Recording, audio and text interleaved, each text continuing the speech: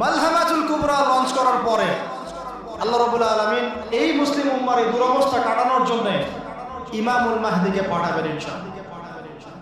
কোত্থেকে আসবেন? নবীজি বলছে যখন দেখবে খোরাসান থেকে ব্ল্যাক ফ্ল্যাগস গুলো বের হয়ে গেছে, এভাবে আসছে হাদিসে, বরফের উপরে সাঁতার কেটে হলেও তাদের সাথে যোগ দিবে। ওই সময় ওয়ার্ল্ডের অবস্থা কেমন থাকবে আমরা জানি না, হাদিসে এভাবে আছে। নবীজি বলেছেন খোরাসান থেকে যে মুজাহিদিনরা বের হবেন তাদেরকে কোনো বাহিনী পরাস্ত করতে পারবে না, এমনকি তারা জেরুজালেম পর্যন্ত পৌঁছে ওটাকে জয় করবে। হাদিস আসছে, কিছু করার নেই। হাদিস সহিহ না জয়ীফ না জাল, ওলামায়ে কেরামকে জিজ্ঞেস করে নিন, এটা হাদিসে আছে, কিছু করার নেই। পৃথিবীর ভবিষ্যৎ লেখা হয়ে গেছে। ইমামুল মাহদী এখান থেকে মদিনা থেকে তিনি পালিয়ে চলে আসবেন মক্কায়। তিনি নেতৃত্ব নিতে চাইবেন না, মানুষ জোর করে তাকে নেতৃত্ব দিবে।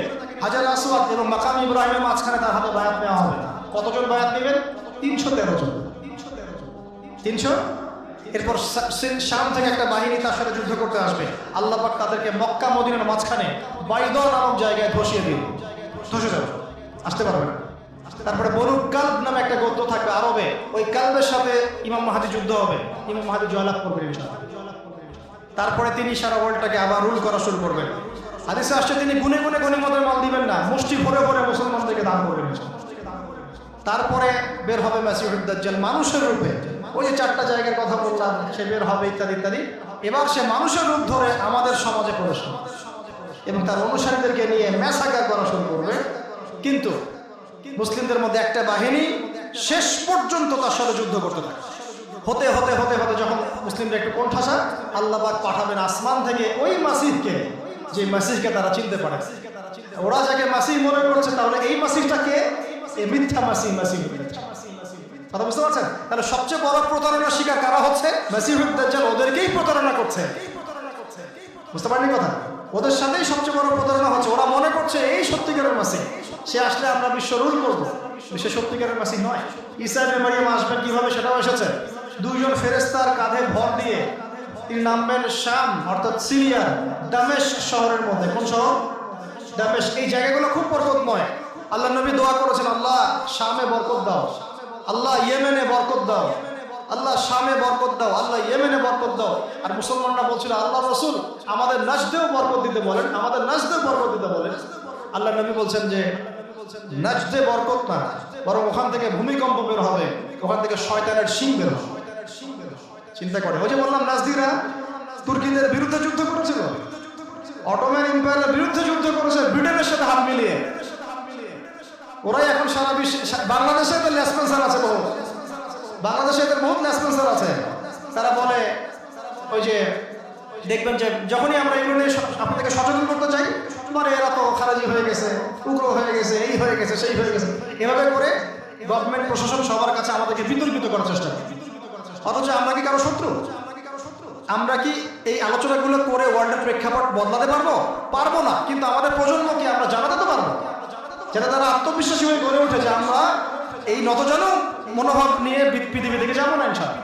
আমরা পৃথিবী থেকে মাথা উঁচু করেই যাবো ইনশাআল্লাহ। মুসলিমদের হাতেই বিশ্বের বিজয় লেখা আছে, আস্তে আস্তে বিশ্ব ওদিকে যাবে, এটা তো তাদেরকে জানতে হবে। আমরা তাদেরকে জানাচ্ছি মাত্র। তো নাশ থেকে বের হবে শয়তানের শিং, এটা বলা হচ্ছে। যাই হোক, এখন ঈসা ইবনে মারইয়াম আসবেন এই সিরিয়ার দামেস্ক, চুল দিয়ে টপ টপ করে পানি পড়তে থাকবে, মুক্তা ঝরছে এরকম পানি। তার নিঃশ্বাস যতদূর পর্যন্ত যাবে ততদূর পর্যন্ত কাফেররা মরতে থাকবে। এমনকি তিনি খুঁজতে খুঁজতে দাজ্জাল পর্যন্ত আসবেন।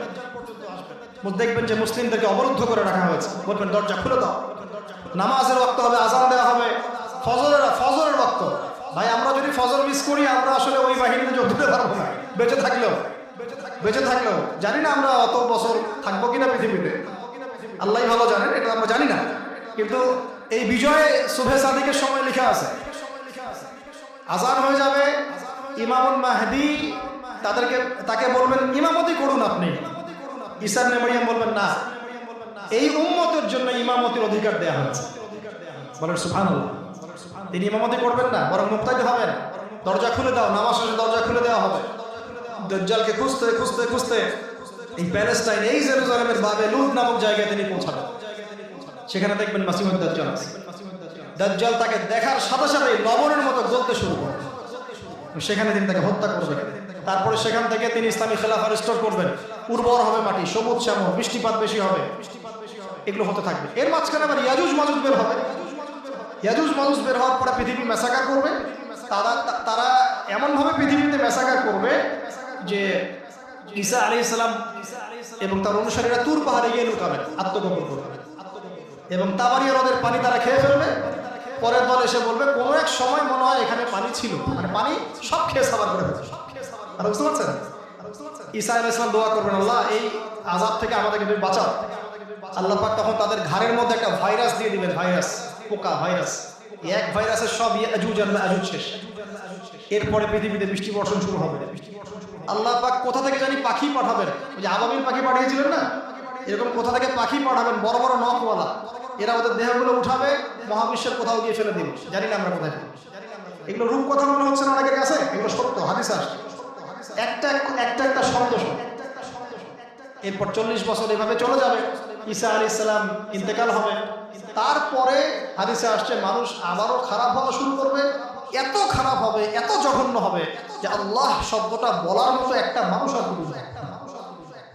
একটা মিষ্টি মৃদু একটা বাতাস আসবে, এই বাতাস মুমিনদের বগলের নিচ দিয়ে প্রবাহিত হবে, এবং যার অন্তরে এক সরিষা দানা পরিমাণ ঈমান আছে, ওই বাতাসে তার জান কবজ হবে। বাকি থাকবে সব এই যে গরু, ছাগল, হাঁস, মুরগির মতো মানুষ, গবাদি পশু। আল্লাহ বলার মতো মানুষ নাই, রাস্তা মরে মরে জেনা করবে।